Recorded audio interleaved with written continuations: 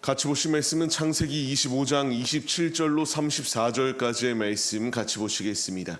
한 목소리로 말씀 압독하시겠습니다. 그 아이들이 장성함에 에서는 익숙한 사냥꾼이었으므로 들 사람이 되고 야곱은 조용한 사람이었으므로 장막에 거주하니 이삭은 에서가 사냥한 고기를 좋아함으로 그를 사랑하고 리브가는 야곱을 사랑하였더라. 야곱이 죽을 쑤었더니 에서가 들에서 돌아와서 심히 피곤하여 야곱에게 이르되 내가 피곤하니 그 붉은 것을 내가 먹게 하라 한지라. 그러므로 에서의 별명은 에돔이더라. 야곱이 이르되 형의 장자의 명분을 오늘 내게 팔라. 에서가 이르되 내가 죽게 되었으니 이 장자의 명분이 내게 무엇이 유익하리요. 야곱이 이르되 오늘 내게 맹세하라. 에서가 맹세하고 장자의 명분을 야곱에게 판지라. 야곱이 떡과 팥죽을 에서에게 주매 에서가 먹으며 마시고 일어나 갔으니 에서가 장자의 명분을 가볍게 여김이었더라. 아멘. 할렐루야. 오늘도 예배의 자리 가운데 모이신 성도님들 주님의 이름으로 환영하고 축복합니다. 같이 나눌 말씀의 제목은 언약의 배부름의 자리로라는 말씀의 제목 가운데서 은혜를 나누도록 하겠습니다. 사람이 배가 고파지기 시작하면은 이 분별력 자체가 굉장히 흐려지는 것을 볼 수 있습니다. 배가 고프면 어떻게 해서든 채우고자 하는 열심이 있기 때문에 그냥 허겁지겁 먹기 바빠요. 이렇게 허겁지겁 먹다 보면은 체하기도 하고 내가 원치 아니하는 이런 불상사들이 생기기 마련입니다. 오늘 말씀은 어찌 보면은 이 형제 간에 결코 있어서는 안 되는 일이 벌어지고 말았습니다. 장자의 명분을 파는 상황이 고작 팥죽 한 그릇 가운데에 놓여 있게 되어 이들의 인생의 운명이 완전히 뒤바뀌게 되는 상황이 주어지게 되었습니다. 주님이 우리에게 말씀하시고자 하는 것이 무엇일까요? 우리가 주님이 나에게 주신 뜻들이 있습니다. 나의 삶을 통하여 하나님의 일을 이루어 나가시고자 하는 분명한 뜻이 있는데 그것을 소홀히 여겨서 괜찮다라고 생각하며 타협하는 자리 가운데 놓여 있는 것은 아무 부질없는 것에 불과하다라는 것을 말씀해 주십니다. 에서가 상식적으로 보았을 때에 당연히 장자의 명분을 이어받는 것이 지극히 당연했습니다.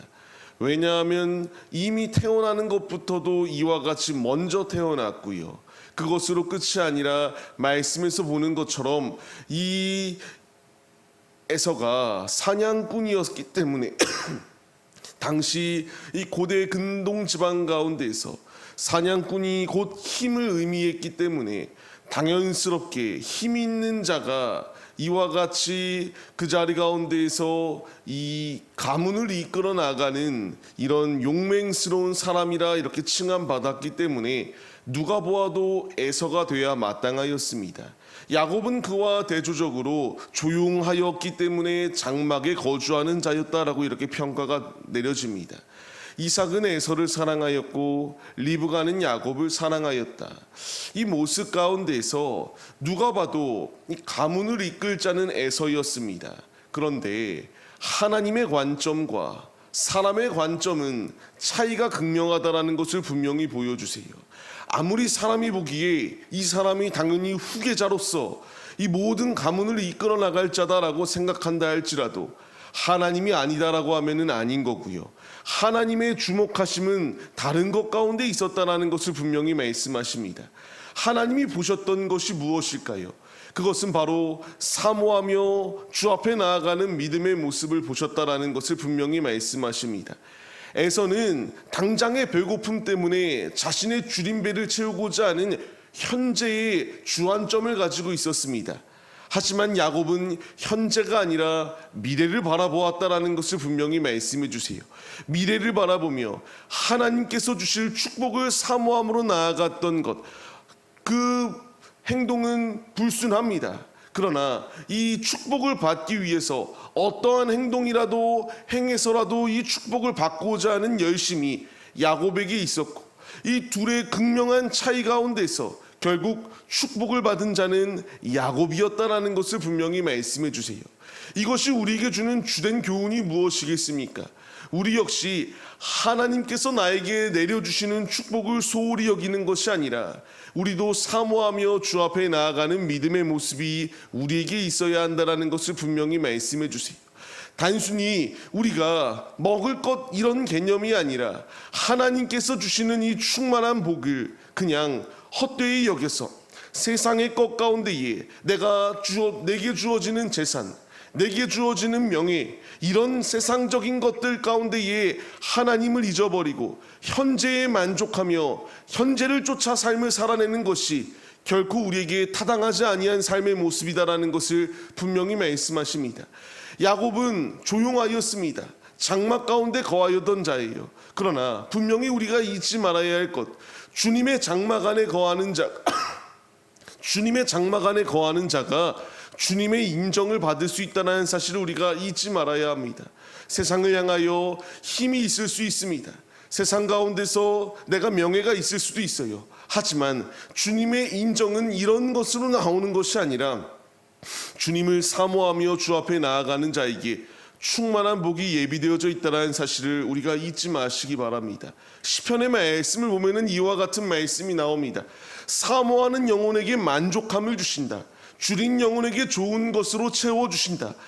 야곱은 이와 같이 사모하며 나아갈 때에 주님께서 결국 그에게 장자의 축복권을 더하여 주셨습니다. 이제 우리 역시 사모하며 주 앞에 나아가야 될 분명한 이유는 주님을 사모하며 나아갈 때에 주께서 우리를 만족해 하여 주시고 우리에게 좋은 것으로 채워주시기에 우리는 사모하며 주 앞에 나아가야 된다는 것을 분명히 말씀하십니다.